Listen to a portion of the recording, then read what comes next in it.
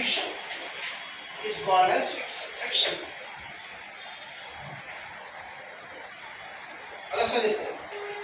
A force which opposes relative motion between two surfaces of the objects in contact is called as friction force. ఏ బలమైతే రెండు వస్తు తలాల మధ్య ఏ బలమైతే రెండు వస్తు తలాల మధ్య సాపేక్ష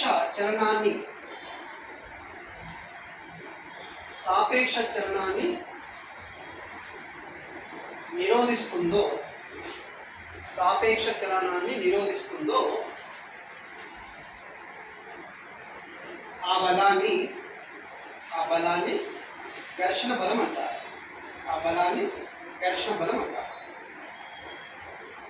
ఏం రాస్తాము? ఏ బలమైతే రెండు వస్తుతలాల మధ్య సాపేక్ష చలనాన్ని నిరోధిస్తుందో ఆ బలాన్ని ఘర్షణ బలం అంటారు. ఈ డయాగ్రామ్ కూడా మీరు రాసుకుంటే మీకు చాలా చాలా యూస్ఫుల్గా ఉంటుంది. ఓకే, సో ఇది అంటే ఫ్రిక్షన్ అనేది ఏంటో ఒక ఫోర్స్ అది కూడా.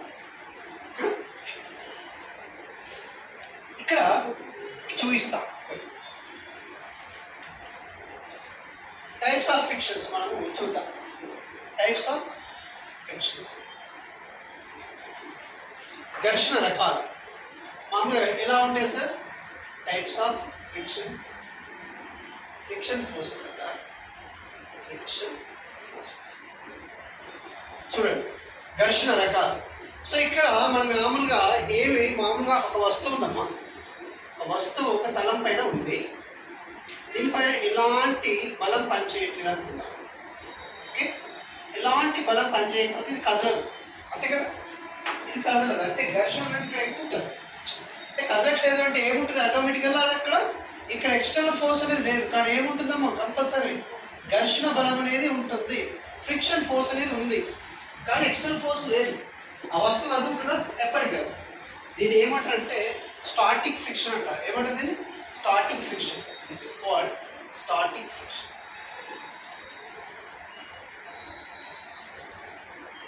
స్థితిజ ఘర్షణ అంటారు. తెలుగు ఏమంటాము? స్థితిజ ఘర్షణ. తెలుగులో స్థితిజ ఘర్షణ. స్థితిజ ఘర్షణ అంటే స్థిరంగా ఉంటుంది, చాలా ఘర్షణ ఎక్కువ ఉంటుంది. ఒకవేళ సేమ్ అదే డయాగ్రామ్లో నేను ఏం చేస్తున్నాను? మామూలుగా ఈ వస్తువు పైన బాహ్య బలాన్ని ప్రయోగిస్తున్నాను. బాహ్య బలాన్ని ప్రయోగించిన